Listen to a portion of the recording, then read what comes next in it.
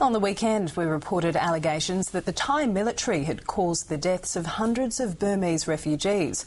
The Thai government said it would investigate claims that its troops had been taking refugees out to sea and setting them adrift. But CNN has launched its own investigation in a remote stretch of islands off Thailand's west coast. They look like logs, but these are people. Dozens of Burmese refugees detained on a Thai beach.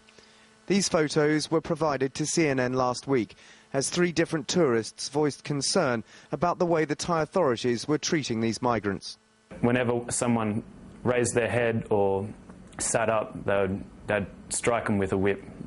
So we travelled to a remote stretch of the Thai coast, 4 hours drive north of the holiday island of Phuket, keen to investigate local reports the Thai military had been secretly detaining Burmese Rohingya refugees here before towing them back far out to sea and leaving them to drift.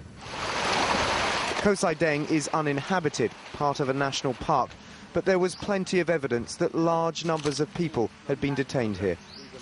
This man helped the army guard the refugees for one night on the island. We treated them well, he says. We gave them food and whatever they asked for.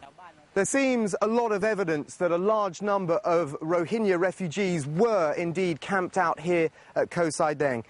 All around there are discarded shoes and clothes. There's several campfires that look fairly fresh here, as well as food wrapping as well. But the big question is, how did the Rohingya leave? Did they leave voluntarily, or were they towed out to sea by the military?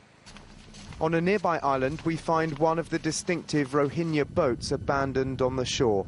The Rohingya are a persecuted Muslim minority who've been fleeing Myanmar in rickety boats like these for years, looking for a better life. This proves how they arrived, but not how they left.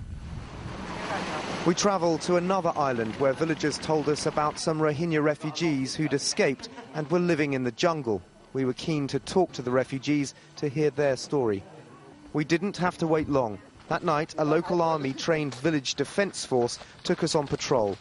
We hurried to a hamlet after reports they caught one of the migrants.